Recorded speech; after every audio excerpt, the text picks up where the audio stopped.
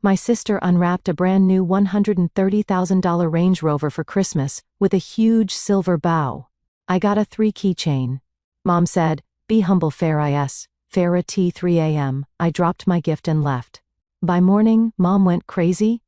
"You should be grateful for what you have, Ariel. Fair is fair." Those words hit me like a physical blow as I stood in my mother's living room, clutching a cheap keychain shaped like a generic heart. The price tag was still attached to the thin metal ring, and I could see it clearly in the glow of the Christmas tree lights. $2.99. Meanwhile, my younger sister Vivian was outside in the driveway, squealing with delight as she ran her perfectly manicured fingers across the hood of a brand new Range Rover, complete with a massive silver bow that probably cost more than my pathetic gift. My name is Ariel, and I am 28 years old. I work as a senior accountant at a manufacturing firm in Denver, Colorado, where I have spent the last 6 years building my career from the ground up. I pay my own bills, own my own condo, and have never once asked my parents for a single dollar since I graduated from college. I thought that independence would eventually earn me respect in this family. I thought that proving myself would matter. I was devastatingly, painfully wrong. Christmas morning at my mother Patricia's house had always been a complicated affair, but this year felt different. There was a sharpness in the air that I could not quite explain. A tension that had been building since I walked through the front door the night before. My father Gregory sat in his leather recliner, nursing a glass of bourbon and avoiding eye contact with everyone in the room. My mother flitted around the living room like a nervous bird, arranging presents under the tree with an intensity that suggested she was hiding something big. Vivian arrived last as usual, making her grand entrance in designer clothes and freshly highlighted hair. At 25 years old, she had never held a job for more than 3 months, never paid rent, and never once worried about where her next meal would come from. Our parents covered everything for her, from her apartment in the trendy part of town to her monthly shopping sprees and expensive spa treatments. The justification was always the same tired excuse. Vivian was finding herself. Vivian was sensitive. Vivian needed more support than other people. I watched as the presents were distributed that morning, my stomach tightening with each passing minute. Vivian's pile grew mountainous while mine remained pathetically small. Designer handbags, expensive jewelry, the latest electronics, gift cards worth hundreds of dollars each. And then came the moment that would change everything about how I saw my place in this family. My mother stood up with a dramatic flourish, her eyes bright with barely contained excitement. "Vivian, sweetie, there's one more present for you, but you'll have to come outside to see it." The entire family trooped out into the cold December air, and there it sat in the driveway like a monument to favoritism. A gleaming black Range Rover with all the luxury trimmings, the enormous silver bow catching the weak winter sunlight. Vivian screamed so loudly that the neighbors 3 houses down probably heard. She threw herself at our mother, sobbing with joy, while our father smiled benignly from the sidelines like this was perfectly normal. I stood frozen on the porch, the cheap keychain still clutched in my hand. The contrast was so absurd, so blatantly cruel that I almost laughed out loud. Almost. Instead, I felt something inside me crack, a fissure that had been forming for years finally splitting wide open. When we returned inside, I tried desperately to compose myself. I told myself that material things did not matter, that I was above this pettiness, that my worth was not determined by what I received under a Christmas tree. But then my mother turned to me with that familiar patronizing smile, and the words that came out of her mouth shattered any remaining illusion I had about my place in this family. "You should be grateful for what you have, Ariel. Fair is fair. Your sister has had a difficult year, and she deserves something special to lift her spirits. Fair is fair." The phrase bounced around my skull like a pinball machine gone haywire. How was any of this fair? Vivian's difficult year had consisted of breaking up with a boyfriend who refused to fund her lifestyle, and briefly considering getting a part-time job before deciding it was beneath her. My year had included a cancer scare that required 2 biopsies, a 70-hour work week during tax season, and the death of my beloved cat who had been my companion for 12 years. But none of that mattered in Patricia's carefully constructed world. In her reality, Vivian was the princess who deserved endless support, and I was the ungrateful daughter who should be thankful for whatever scraps fell from the table. I looked down at the keychain in my hand, that pathetic little heart that cost less than a cup of coffee, and in that moment, Standing in my mother's living room surrounded by the evidence of her favoritism, I made a decision that would change everything. I was done. I was done smiling through the humiliation, done pretending that any of this was acceptable, done being the daughter who kept coming back for more abuse disguised as family tradition. The familiar burn in my stomach solidified into something harder, something colder, something that felt remarkably like resolve. The thing about being the unfavored child is that you become an expert at cataloging injustices, not because you want to be bitter or keep score, but because the pattern becomes so overwhelming that your brain starts keeping track automatically, building a case file of evidence that no one will ever ask to see. I remember Christmas when I was 12 years old. Vivian, who was only 9 at the time, received a brand new bicycle with streamers on the handlebars, roller skates, a television for her bedroom, and a complete wardrobe refresh with all the trendy clothes the other girls at school were wearing. I received a single book from the bargain bin at the local bookstore. Its cover torn and spine already cracked from being handled by countless other customers. When I asked my mother why the gifts were so dramatically different, she told me that Vivian needed more encouragement because she struggled in school. Never mind that I was the one bringing home straight A's while Vivian barely scraped by with C's and D's. Then there was my 16th birthday, which fell on the same week as Vivian's dance recital. My parents decided that my birthday dinner could wait, because Vivian needed their full attention and unwavering support. My birthday dinner never happened. Vivian got a party at an expensive restaurant after her recital, complete with balloons and a professionally decorated cake. I got a card with $20 in it, handed to me almost as an afterthought 3 weeks later when my mother found it buried under some papers on the kitchen counter. College was another chapter in this endless saga of inequality. I worked 2 jobs to pay my tuition because my parents told me they simply could not afford to help with my education. Meanwhile, Vivian's entire 4-year degree was funded without question or complaint. When I graduated with honors and a job offer from a prestigious firm, my mother's response was a lukewarm congratulations, followed by a 20-minute monologue about how worried she was that Vivian would never find her path in life. The favoritism was not subtle. It was not something I had imagined or exaggerated in my mind during moments of self-pity. It was blatant, consistent, and utterly unapologetic. My mother had simply decided early on that Vivian was the child who mattered, and nothing I did would ever change that fundamental calculation. I thought about all of this as I sat in my mother's guest bedroom that Christmas night, the sounds of Vivian's continued celebration drifting up from downstairs. She was showing off her new car to our cousin Tyler, who had stopped by for dessert and stayed to admire the luxury vehicle. I could hear her high-pitched laughter, my mother's approving murmurs, the clink of champagne glasses raised in toast after toast to Vivian's good fortune. No one had come to check on me since I excused myself after dinner. No one had noticed that I barely touched my food, that my responses had grown monosyllabic, that I was quietly falling apart at the seams. In this family, I was invisible, unless I was needed to provide an audience for Vivian's latest triumph or a scapegoat for her latest failure. I pulled out my phone and scrolled through the photos from the day. The ones my mother had already posted on social media with gushing captions about family and gratitude, and counting her blessings. In every single picture, Vivian was front and center, beaming at the camera. I appeared in only one photograph, partially obscured by my father's shoulder, my expression carefully blank because I had learned long ago not to let my true feelings show. The comments were already rolling in from friends and extended family members. Everyone was congratulating Vivian on her beautiful new car, telling my mother what a wonderful and generous gift, expressing envy and admiration for our seemingly perfect family. Not a single person asked what I had received. Not a single person wondered why the gifts were so dramatically different. The narrative had already been written and accepted. Vivian was the star of this family, and I was merely a supporting character in her story. I thought about the keychain sitting on the dresser across the room. I had not even bothered to remove it from its cheap plastic packaging. What was the point? It was not a gift given with love or thought, or any consideration of who I was as a person. It was an obligation fulfilled, a box checked, a way from my mother to claim she had treated her children equally, while the evidence screamed otherwise to anyone paying attention. My phone buzzed with a text from my best friend Josephine. She knew about my family dynamics because she had witnessed enough holiday disasters over the years to understand exactly what I was going through every time I went home. "How bad is it this year?" she asked. I typed back a brief summary of the day's events. And her response was immediate and fierce. "Get out of there. Tonight, if you can. You don't owe them your presence or your suffering." She was right. I knew she was absolutely right.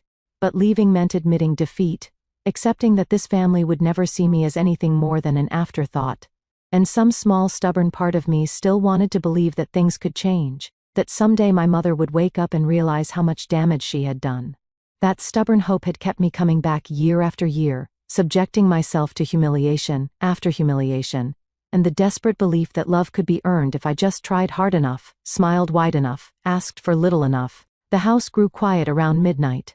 Vivian had finally stopped gushing about her Range Rover and retreated to her old bedroom, which my mother had preserved like a shrine, complete with childhood trophies and photographs, and the same pink bedspread she had picked out when she was 13. My parents shuffled off to bed shortly after, my mother calling up a half-hearted good night that I did not bother to acknowledge. I lay in the darkness of the guest room, staring at the ceiling, running through my options with the analytical mind that had served me so well in my career, but had failed me completely when it came to my family. Part of me wanted to confront my mother directly, to lay out every instance of favoritism and excruciating detail, and demand an explanation that made sense. But I had tried that approach before, years ago, and the result had been a masterclass in deflection and manipulation. She had cried, accused me of being jealous, twisted every piece of evidence until somehow I became the villain for noticing the obvious. No, direct confrontation would not work with Patricia. My mother was too skilled at manipulation, too practiced at making herself the victim in any conflict. If I wanted to make a point that would actually land, I would have to do it differently. I would have to speak a language she could not twist or reinterpret. The idea came to me slowly, forming in the quiet hours between midnight and dawn. It was petty, perhaps. Some might even call it childish or passive-aggressive. But after 28 years of swallowing my pride and pretending everything was fine, I had earned the right to a little pettiness. I had earned the right to make a statement, without having to justify it in a conversation that would inevitably be turned against me. At exactly 3 still glowed in the corner of the living room, its lights casting soft shadows across the remaining wrapping paper and empty gift boxes. Vivian's pile of presents had been neatly stacked near the fireplace, a monument to maternal devotion that would probably be photographed and posted on social media tomorrow. I reached into my pocket and pulled out the keychain, that cheap little heart with its price tag still attached. Walking slowly and deliberately to the center of the room, I placed it carefully on the floor directly beneath the Christmas tree, positioning it so it would be the first thing anyone saw when they came downstairs in the morning. A $2.99 memorial to everything this family had shown me about my worth. Then I walked out the front door without looking back. The December air hit my face like a slap, cold and clarifying. I had parked my car down the street the night before, the habit born from years of needing quick escape routes from family gatherings that became unbearable. The engine turned over smoothly, and within minutes I was on the highway, leaving my mother's house and everything it represented in the rearview mirror. I did not cry. I had expected tears, had braced myself for the flood of emotion that always seemed to follow confrontations with my family. But my eyes remained dry, my hands steady on the steering wheel. What I felt instead was a profound sense of relief, like finally setting down a weight I had been carrying for so long that I had forgotten it was even there. The downtown hotel I had chosen was one of those boutique places that catered to business travelers and weekend getaway seekers. I had booked the suite on impulse 3 days earlier, when the first signs of Christmas disaster had begun to emerge during phone calls with my mother. Call it intuition, call it self-preservation, but some part of me had known that this year would be the breaking point. The lobby was quiet when I arrived, just a sleepy night clerk who processed my early check-in without comment or curiosity. The elevator carried me up to the 8th floor, and when I opened the door to my suite, I felt something shift inside my chest. This was mine, this space, this decision, this moment of choosing myself over a family that had never chosen me. The suite was beautiful, all clean lines and soft lighting, and a bed that looked like a cloud. A welcome bottle of champagne sat chilling in an ice bucket, and the bathroom featured a soaking tub deep enough to lose yourself in. I had paid for this myself, with money I had earned through years of hard work and sacrifice. No one could take it away from me or diminish its value with backhanded comments about gratitude. I changed into the plush hotel robe, poured myself a glass of champagne, and settled into the comfortable armchair by the window. The city of Denver stretched out below me, its lights twinkling in the pre-dawn darkness. Somewhere out there, people were waking up in happy homes, surrounded by families who loved them equally and completely. I had spent my whole life believing that if I just tried harder, worked more, complained less, I could have that too. But some truths cannot be wished away. Some families are simply broken in ways that no amount of effort can fix. And at a certain point, the healthiest thing you can do is stop trying to repair what was never whole to begin with. I picked up my phone and opened the camera. The champagne glass caught the light beautifully, and the robe looked expensive and luxurious against the backdrop of the elegant suite.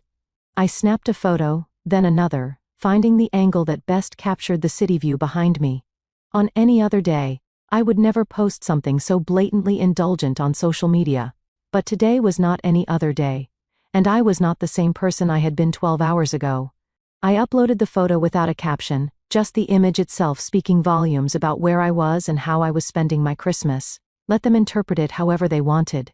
Let them wonder why I was in a luxury hotel instead of sleeping in my mother's guest bedroom. I woke to the sound of my phone vibrating aggressively against the nightstand. Even with the ringer silenced, the device seemed to pulse with fury, lighting up every few seconds with a new notification. I squinted at the clock on the wall, 8:47 in the morning. I had slept for less than 4 hours, but I felt more rested than I had in months, maybe years. The hotel room looked even more beautiful in the daylight, winter sunlight streaming through the floor-to-ceiling windows and illuminating the tasteful decor. I stretched luxuriously beneath the expensive sheets, taking my time before reaching for the phone. Whatever storm was brewing back at my mother's house, it could wait until I had properly enjoyed my morning. Room service arrived 30 minutes later, a lavish breakfast spread that included fresh fruit, flaky pastries, eggs prepared exactly how I liked them, crispy bacon, and a pitcher of freshly squeezed orange juice for mimosas. I tipped the server generously and settled into my meal with a sense of decadence that felt almost rebellious. The food was delicious, each bite a small rebellion against the years of settling for less than I deserved. Only after I had finished my breakfast, poured my second mimosa, and arranged myself comfortably in the armchair by the window, did I finally flip over my phone to survey the damage. 23 missed calls from my mother, 15 from my father, 8 from Vivian, and a flood of text messages that painted a vivid picture of exactly how my absence had been received at the family home. The first message from my mother, sent at 7 to 12 in the morning, was relatively restrained. "Ariel, where are you? Your car isn't outside and your bed hasn't been slept in." The second, sent 4 minutes later, escalated quickly. "Why is there a keychain in the middle of the living room floor? What is the meaning of this? Call me immediately." By the third message, all pretense of calm had completely evaporated. "Call me immediately. You have ruined Christmas for everyone. Your sister is in tears because you left without saying goodbye. How could you be so selfish?" I scrolled through the increasingly frantic messages, each one more desperate and accusatory than the last. My mother demanded explanations, threatened unspecified consequences, accused me of being selfish and dramatic, and ungrateful for everything she had done for me. My father's messages were more measured, but carried the same undertone of disappointment that I had heard in his voice my entire life. And Vivian's contributions were predictably self-centered, focused entirely on how my absence was affecting her special holiday. Not a single message acknowledged why I might have left. Not one person in my family seemed capable of connecting my departure to the grotesque display of favoritism they had subjected me to less than 12 hours earlier. In their minds, I was simply being difficult, acting out, seeking attention in inappropriate ways. I typed a response to my mother, choosing my words with surgical precision. I matched the value of the gift I received and removed myself from a celebration where I clearly wasn't wanted. "I hope you all enjoy the rest of your holiday." The reply came almost instantly, as though my mother had been sitting with her phone in her hand, waiting for any sign of life from me. What is that supposed to mean? "You are being absolutely ridiculous and dramatic. Get back here right now and apologize to your sister for ruining her Christmas." Apologize to my sister. For what, exactly?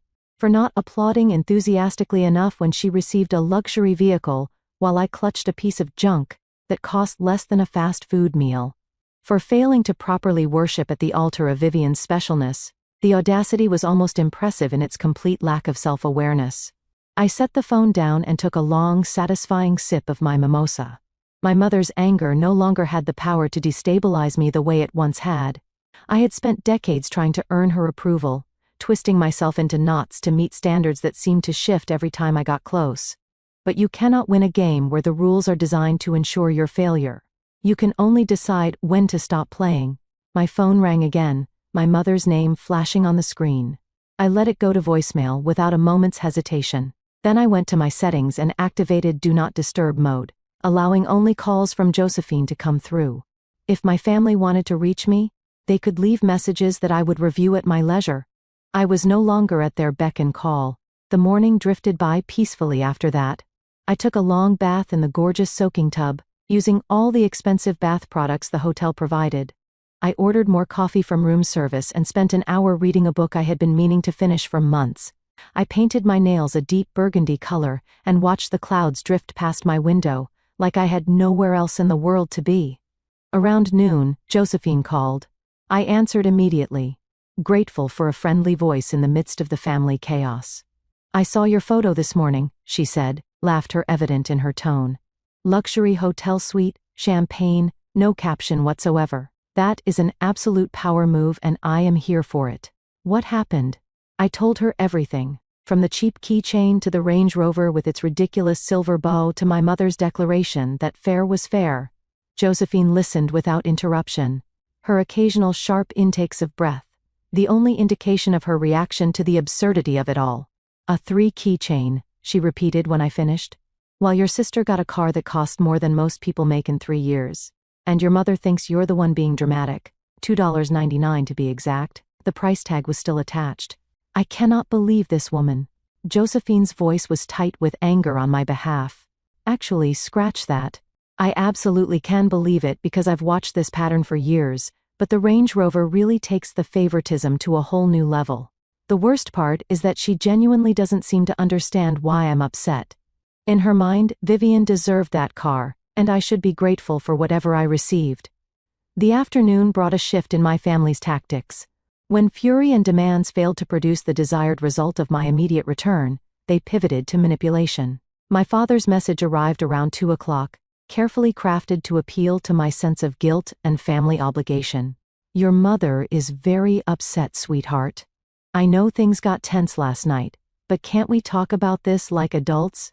Family is important, and we should be together during the holidays. Family is important." The phrase had been weaponized against me so many times over the years that it had lost all meaning. Family was important when it meant I should attend every holiday gathering and smile through whatever indignities were heaped upon me. Family was considerably less important when it came to treating me with basic respect, or acknowledging my accomplishments, or giving me gifts that showed any thought whatsoever. I did not respond to my father's message. Instead, I opened my laptop and booked another night at the hotel. The second wave of manipulation came from an unexpected source, my Aunt Louise, my mother's younger sister. She called 3 times before leaving a voicemail that I listened to with growing incredulity. "Ariel, honey, it's Aunt Louise. I just got off the phone with your mother, and she is absolutely devastated by what's happened. She doesn't understand why you left or what she did wrong. I know your mom can be difficult sometimes, but she loves you so much and only wants what's best for both her daughters. Won't you please call her and work this out?" Christmas is supposed to be about family and forgiveness, not grudges and hotel rooms. What she did wrong, as if the answer were not blindingly obvious to anyone with functioning eyes and a basic sense of fairness. My mother had spent decades perfecting the art of playing innocent, of reframing every conflict so that she emerged as the wounded party deserving of sympathy and support. It was gaslighting dressed up as maternal concern, and I was absolutely done falling for it. I texted Aunt Louise a brief reply. "I appreciate your concern, but this is a matter between me and my parents. I won't be discussing it further with extended family members." Then I blocked her number, at least temporarily. The flying monkeys had been dispatched to bring me back into line, and I had no interest in explaining or defending myself to people who had already chosen sides without knowing the full story. By evening, the messages from my immediate family had taken on a desperate, almost pleading edge. My mother was no longer demanding that I return. She was begging in a way that might have moved me if I did not know her so well. "Ariel, please. I don't understand what's happening or why you're doing this to us. Whatever I did, I'm sorry. Just come home, and we can talk about it like a family. Your father and I are worried sick about you." The apology was notable for its complete lack of specificity. She was sorry for whatever she had done, which meant she either genuinely did not understand the problem or was pretending not to, in hopes that I would fill in the blanks and somehow absolve her in the process. Either way, it was not the acknowledgement I needed, and I was done accepting crumbs when considered laying out in plain language exactly what had happened and why it was unacceptable. But I had tried that approach before, countless times over the years. My mother had an inexhaustible supply of excuses and deflections for every accusation. Vivian needed more support because she was younger, more sensitive, going through a difficult time. The gifts were different because Vivian had different needs and responded to different kinds of encouragement. The financial disparities were acceptable because Vivian would pay them back someday in some undefined way that never seemed to materialize. Nothing I said would ever break through those defenses. My mother's entire worldview was built on the foundation of Vivian's specialness, and admitting that she had treated me unfairly would require dismantling everything she believed about herself as a parent. That was work she would have to do herself if she ever chose to do it at all. So I said nothing. I let my silence speak for itself. That night, I went down to the hotel restaurant and ordered a proper celebratory meal, treating myself to a perfectly cooked steak dinner and a glass of excellent wine. The restaurant was half empty, most guests having traveled elsewhere for the holiday weekend, and I enjoyed the peaceful ambiance and attentive service. The server, a kind woman named Margaret, asked if I was celebrating anything special. "Independence," I told her with a smile. "I'm celebrating my independence." She smiled back like she understood perfectly what I meant, and brought me a complimentary dessert at the end of the meal, a decadent chocolate cake that I savored slowly. Back in my suite, I pulled up social media and posted another photo. This one of the beautiful dinner spread with the city lights twinkling through the window behind me. Again, no caption. Let them wonder about my whereabouts. Let them imagine me living my best life while they sat at my mother's house, stewing in their own dysfunction and wondering where everything went wrong. Vivian had been posting too, I noticed. A series of photos with her Range Rover from various angles, each one hashtagged within an inch of its life. Blessed, grateful, best Christmas ever, living my best life. The comments were full of congratulations and envy. Her followers completely unaware of the cost of that blessing, or the sister who had been cast aside so Vivian could shine. I closed the app and put my phone away. Comparison was the thief of joy, as the saying went. And I had no interest in letting Vivian's manufactured happiness diminish my own hard-won peace. She could have her car and her hashtags. I had something more valuable, my self-respect. The knock on my hotel room door came at exactly 11 o'clock in the morning on the second day. I had just finished getting dressed, planning to explore downtown Denver, and perhaps do some post-Christmas shopping with the money I had saved by not buying extravagant gifts for people who did not appreciate anything I did. I opened the door, expecting housekeeping perhaps, or a delivery of some kind. Instead, I found my mother standing in the hallway, her face a mask of righteous indignation and wounded maternal pride. "How did you find me?" The words came out flat, devoid of the surprise I probably should have felt. "Your social media posts," she said, pushing past me into the suite without waiting for an invitation. "The hotel lobby was visible in the background of one of your photos." It wasn't hard to figure out which property it was. Of course, I had been too careless, too focused on making a statement to consider that my mother might take my posts as a challenge rather than a boundary. She surveyed the room with barely concealed disdain, taking in the rumpled sheets from my peaceful night's sleep, the empty champagne bottle, the room service cart still waiting to be collected. "So this is where you've been hiding, spending money on luxury hotels while your family worried themselves sick about you? I'm not the one who spent $130,000 on a car for one daughter while giving the other a gas station trinket." I replied evenly, refusing to let her set the tone of this conversation. My little getaway is a drop in the bucket compared to what Vivian received yesterday. My mother's face flushed with anger. That car was a special gift for a special occasion. Your sister has been through so much this year, and your father and I wanted to do something meaningful to lift her spirits. Is that really so hard for you to understand? Why must you always make everything about yourself? And my keychain? Was that also a special gift? Was there thoughtful reasoning behind giving me something that cost less than a cup of coffee while my sister got a luxury vehicle? She waved her hand dismissively, a gesture I had seen 1,000 times when she wanted to brush aside my concerns. You're always so focused on material things, Ariel. It's unbecoming. Christmas isn't about what you receive. It's about family, being together, showing love and appreciation for each other. Really? I felt my voice rising and forced myself to stay calm, to not give her the satisfaction of seeing me lose control. Because it seems to me that Christmas is very much about material things when it comes to Vivian: designer bags, expensive jewelry, a $130,000 car. But when it comes to me, suddenly Christmas is about the spirit of the holiday, and being grateful for whatever scraps I receive. You're twisting my words. That's not what I meant at all, and you know it. Then what did you mean, Mother? Please, explain it to me in terms I can understand. Explain how it's fair that Vivian has received hundreds of thousands of dollars in gifts over the years, while I get dollar store items and lectures about humility and gratitude. I really genuinely want to understand your logic. My mother opened her mouth, closed it, then opened it again. For once in her life she seemed genuinely at a loss for words. The silence stretched between us, heavy with decades of unspoken resentments and avoided conversations. Your sister needs more support, she finally said, falling back on the familiar excuse like a security blanket. She's sensitive and she struggles with things that come easily to you. You've always been so strong and capable, Ariel.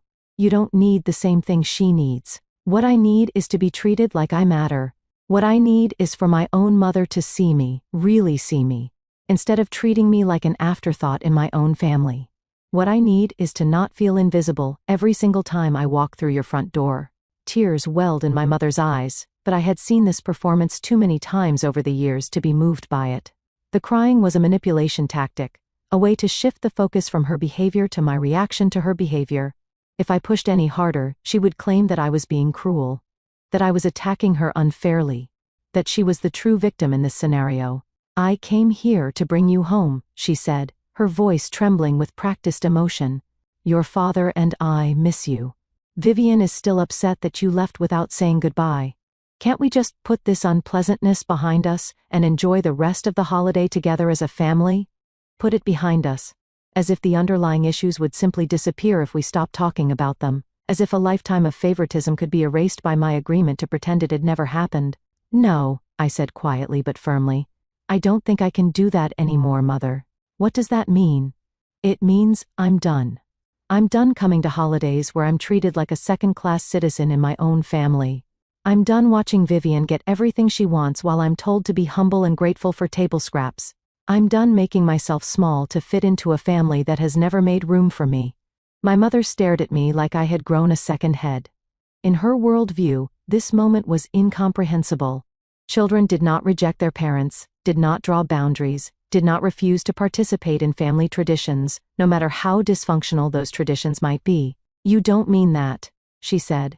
But there was uncertainty in her voice now. You're upset and you're being dramatic. Once you calm down, you'll see that this whole thing has been blown completely out of proportion. I've never been calmer in my entire life, I told her honestly. And I've never been more certain of anything. I think you should leave now. She did not move immediately. She stood in the middle of my hotel suite, looking around as if seeing everything for the first time, perhaps finally realizing that I had built a life for myself that did not depend on her approval, or her gifts, or her acknowledgement of my existence. If you walk away from this family, she said slowly, don't expect us to welcome you back with open arms when you come to your senses. I stopped expecting anything from this family a long time ago, Mother. That's the whole point. My mother left without another word. Her silence more telling than any parting shot could have been. I closed the door behind her and leaned against it, my heart pounding but my resolve completely unshaken. The confrontation I had been avoiding for years had finally happened. And now that it was over, I felt lighter than I had in decades. The week between Christmas and New Year's Eve became a period of profound transformation. I extended my hotel stay twice more, using the time and space to think clearly about what I wanted my life to look like, without the constant weight of my family's expectations pressing down on me. Josephine came to visit on the third day, bringing wine and take-out Thai food and the kind of uncomplicated friendship I had always craved from my blood relatives.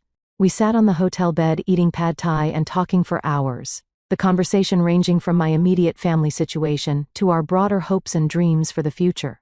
You know what I realized? I told her, twirling noodles around my fork. I've spent so much energy over the years trying to earn love from people who decided a long time ago not to give it to me. Imagine what I could accomplish if I redirected all that effort toward people and things that actually matter. Josephine nodded thoughtfully. You've been pouring water into a bucket with no bottom for your entire life. Of course you're exhausted. Of course nothing ever feels like enough for them. It was such an apt metaphor that I wrote it down in my phone, wanting to remember it in moments of weakness when the old patterns threatened to resurface. My family's attempts to contact me had dwindled to a trickle by then. My mother sent one final message on the 28th of December, informing me that she was deeply hurt by my behavior, and hoped I would come to my senses before irreparable damage was done to our relationship. The lack of any acknowledgement of her own role in the conflict was notable, but not surprising. I did not respond. What surprised me was the message I received from my father on New Year's Eve. Unlike my mother's communications, which were always heavy with accusation and manipulation, his was simple and almost tentative. I know things have been difficult between you and your mother. I probably haven't handled them as well as I should have over the years. If you ever want to talk, just the two of us, I'd like that. I read the message several times, trying to parse its meaning. My father had always been a passive presence in my childhood, allowing my mother to dictate the family dynamics while he retreated into his own world of work and hobbies. He had never actively mistreated me, but he had also never protected me from my mother's obvious favoritism. His sin was one of omission rather than commission, but it was still a betrayal. I decided to wait before responding. If he truly wanted to understand what had happened and why, he would need to demonstrate that commitment through actions rather than words. A single conciliatory text message was not enough to undo decades of standing by while I was treated like less than my sister. New Year's Eve itself was a revelation. Josephine had invited me to a party at her boyfriend's apartment, a gathering of interesting people who knew nothing about my family drama and had no expectations of me beyond basic social courtesy. I wore a dress I had bought for myself, drank champagne I had paid for myself, and rang in the new year surrounded by people who were genuinely happy to have me there.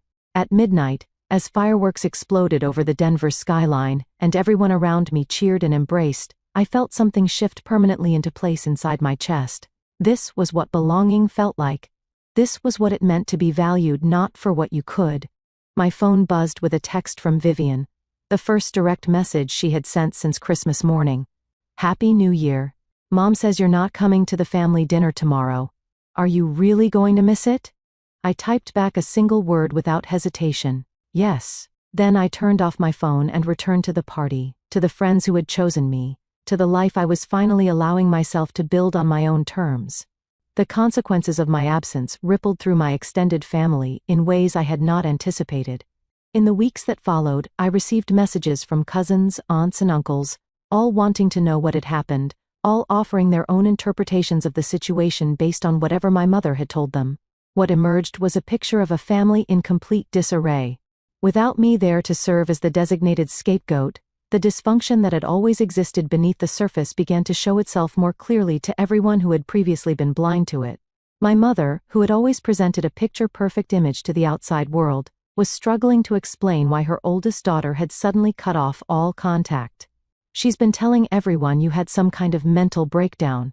My cousin Tyler reported during a phone call in mid-January, said you've been acting erratically, and she's very concerned about your mental health and well-being. I laughed out loud at that absurd characterization, a mental breakdown, because I left a gathering where I was being publicly humiliated. I know, it's absolutely ridiculous, but some people in the family are buying her version of events. Others, not so much. Even Aunt Louise mentioned that she thought the whole Range Rover situation was pretty over the top and obviously unfair.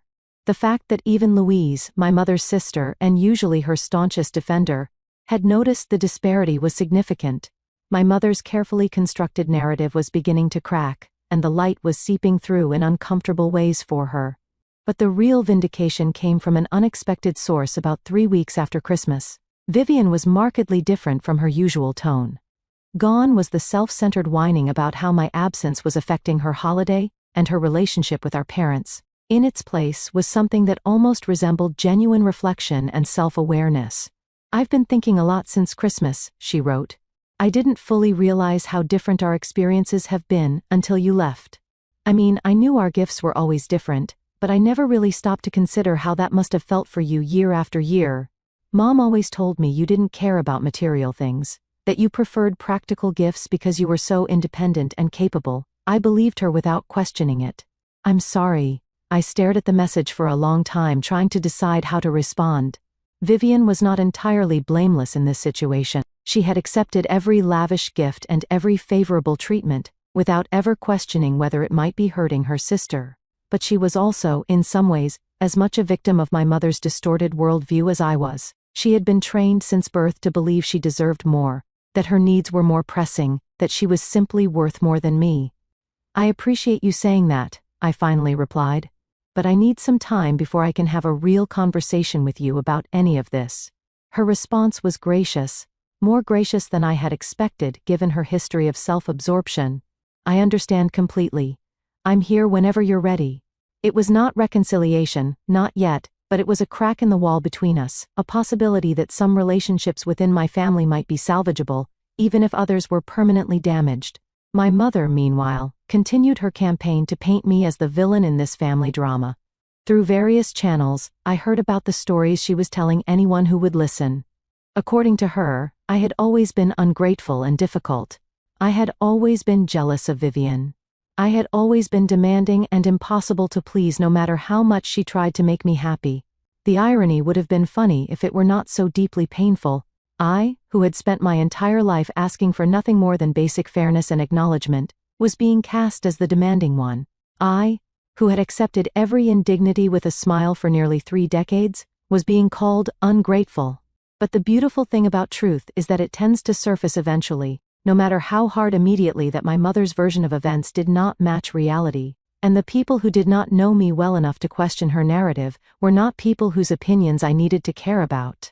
Spring arrived with its promise of renewal, and I found myself in a completely different place, both literally and figuratively.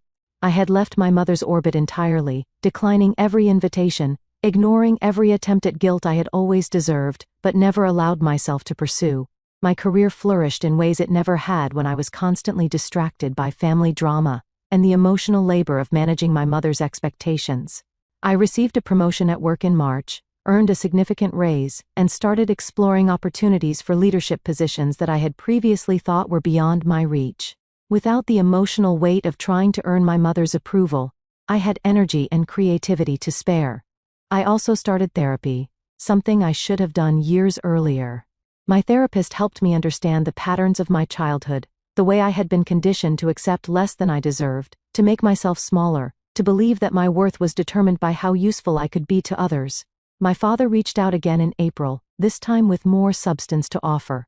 We met for coffee at a neutral location, just the two of us, and he surprised me by actually acknowledging what he had failed to see for so long. "I let your mother run the show our entire marriage," he admitted, staring into his cup like it held the answers to coffee. Questions he had never thought to ask. I told myself it was easier that way, that keeping the peace was more important than making sure things were actually fair. I was wrong, and I'm sorry. It was not a complete apology, and it did not erase decades of passive neglect, but it was a start. We agreed to continue talking, to see if some version of a father-daughter relationship could be rebuilt on more honest foundations. My mother, I heard through the family grapevine, was not faring nearly as well. Without me to serve as the responsible older daughter, the one who could be counted on to handle crises and smooth over conflicts, she had been forced to see Vivian more clearly. And Vivian, it turned out, was not the perfect golden child my mother had always believed her to be. There were problems with money because Vivian had never learned to budget, problems with relationships because Vivian had never been required to compromise, problems with basic life skills that no one had ever bothered to teach her. The Range Rover sat in her apartment complex parking lot, mostly unused because Vivian could not afford the insurance payments without additional help from our parents. Patricia found herself facing the inevitable consequences of a lifetime of unequal treatment. The daughter she had invested everything in was incapable of functioning independently, while the daughter she had neglected had built a successful and fulfilling life without her. The irony was not lost on anyone in our extended family, least of all my mother herself. She grew increasingly bitter and isolated as the months passed. Her complaints about my abandonment growing shriller and more desperate as people stopped wanting to listen. Friends grew tired of her constant victimhood, and her refusal to acknowledge any fault in the situation. Extended family members who had initially taken her side began to question her version of events. Slowly but surely, she found herself more alone than she had ever been. Her perfect family image shattered beyond any hope of repair. Vivian and I did eventually have that real conversation, a long and difficult discussion that laid bare years of resentment and misunderstanding on both sides. She apologized more genuinely than I had thought she was capable of, and I accepted her apology, though our relationship would never be what it could have been if we had been treated equally from the start. We were building something new between us, something smaller and more cautious than sisterhood should be, but something real nonetheless. As for me, I spent the first anniversary of my Christmas departure in a way that felt perfectly right. I bought myself a beautiful piece of jewelry, something I had admired in a shop window for years, but it always felt too guilty to purchase. I wore it to dinner with Josephine and her boyfriend, celebrating not just the holiday, but the life I had built since walking away from my mother's house with nothing but a $3 keychain and a heart full of quiet resolve. Looking back on that journey from humiliation to freedom, I felt nothing but gratitude for the moment I had finally chosen myself. The pain had been real, and the losses significant, but the freedom I had gained was worth every difficult step along the way. I had learned that you cannot pour from an empty cup, that you cannot save relationships with people who refuse to see your value, that sometimes the bravest and most loving thing you can do is walk away. And as I raised my glass to the new year stretching out before me, surrounded by people who loved me exactly as I was, I knew with absolute certainty that the best revenge was not anger or bitterness or dramatic confrontation. The best revenge was simply this: living well, loving fully, and never again accepting less than I deserved.